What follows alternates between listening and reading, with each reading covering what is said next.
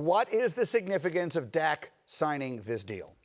Well, Greeny, aside from the fact that it does lock him into training camp for the 2020 season, I think it starts the clock on Dak's leverage. He's got the leverage in my mind because there aren't many quarterbacks that wind up with the franchise tag. There aren't many quarterbacks that wind up playing on a franchise tag. He's scheduled to make $31.4 million this season. If the two sides cannot get a long-term deal worked out by July 15th, and Dak continues to insist he wants a 4-year deal. The Cowboys want a 5-year deal. Neither side willing to budge, and they have to franchise him again next year when the cap could be flat or down due to the lack of attendance and the lower revenues. That means his franchise figure for next year will be $37.7 million when the cap is flat or down. That could be crippling to a Cowboys cap where they're already paying Ezekiel Elliott and Amari Cooper and some of the offensive linemen that they are. And then the year after, if we're going to extrapolate even more, his franchise figure for that year would be $54.4 million. So unless Dallas signs him to a long-term deal, Dak is just going to continue to make more and more money. And let me just add this. We're going to see at some point in time Patrick Mahomes sign a new deal and raise the number on franchise figures for quarterbacks and raise the salaries. We're going to see Deshaun Watson sign a new deal. And so the prices on these quarterbacks is only going to rise. But for the time being, Dak is locked in for this year at $31.4 million. And if you wanted to buy stock in a business, you'd want to buy stock in the business of Dak Prescott. That's phenomenally explained. Very quickly, because I don't always assume that all fans know exactly the mechanics of these things. They can continue trying to work out a long-term deal, but only until July 15th. And if they don't, then after that, he's playing this 1 year on the franchise tag no matter what. That's the way it works. That's correct. And they cannot sign him to a long-term deal during the season. So July 15th is the last day this season that Dak Prescott can sign a long-term deal for this year. And so there won't be discussions about any contract during the season. It's this season. Right. So the only thing that really changes as a result of him signing this is the Cowboys can no longer rescind it or whatever it is. He really does claim even more leverage in this situation, right, Schefter? Real quick. And he won't be Le'Veon Bell. He won't be a no-show for the start of training camp or wonder when he's coming in. Correct. So now we have a little clarity. Marcus back with us, and Tim Hasselbeck is here. Very quickly, Swaggo, as my former Cowboy, and you still make your home there in Dallas, so you're close to the situation. What do you think about Dak making this decision right now? Damn, I wouldn't have signed G. And I hate that Schefter is always smart and know what the hell he's talking about. But I still stand on the fact that Dak is the guy that the Cowboys wanted to have as their starting quarterback. They wanted to franchise him. There's one caveat to my thinking, my level of thinking.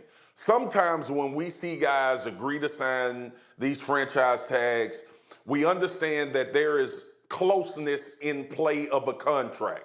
I'm hoping, just for my sake, because you know I done said on this show and said Dak shouldn't do a damn thing. He shouldn't show up. He shouldn't talk. He shouldn't even say the Cowboys' name.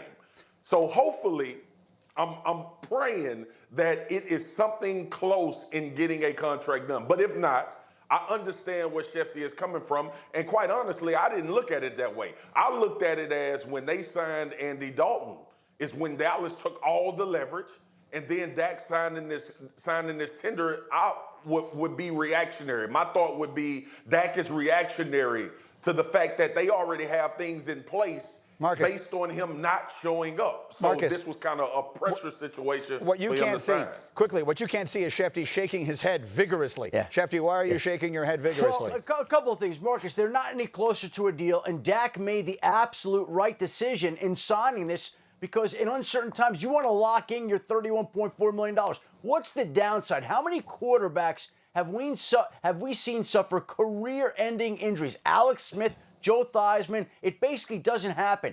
Dak has a chance to leverage himself into one of the highest paid free agents in NFL history. His price is not going to go down. He's playing on a great offense with Amari Cooper and Ezekiel Elliott, Michael Gallup and CeeDee Lamb and a great offensive line. There's no downside. There's no reason he should have stayed out. He should have signed this tag when they gave it to him, started the clock. He's doing it now. All good.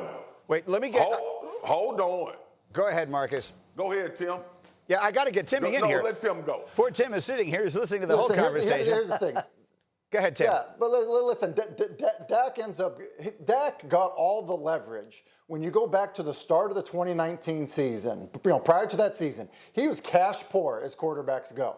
He basically had pocketed less than $3.5 million at that point.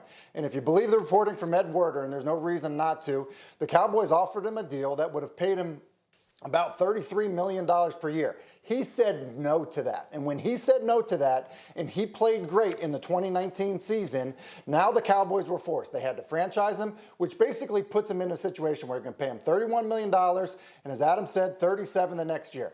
Dak's jumping off point now is 2 years, $70 million. And then whatever you want from him beyond that, whether it's a 4-year or 5-year deal, he's in charge now. He's in total control. So signing it, like Adam is saying, is basically acknowledging, hey, I have 2 years, $70 million from you guys.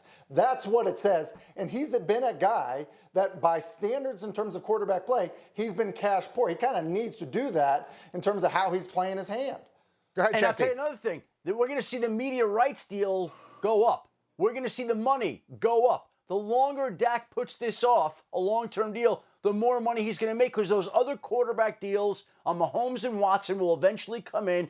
The money will go up. The cap will eventually go up. And Dak is going to crush. If he plays on the franchise tag, man, again, you want to buy stock in the Dak Prescott business right Marcus, now. I got 30 seconds. So have they won you over?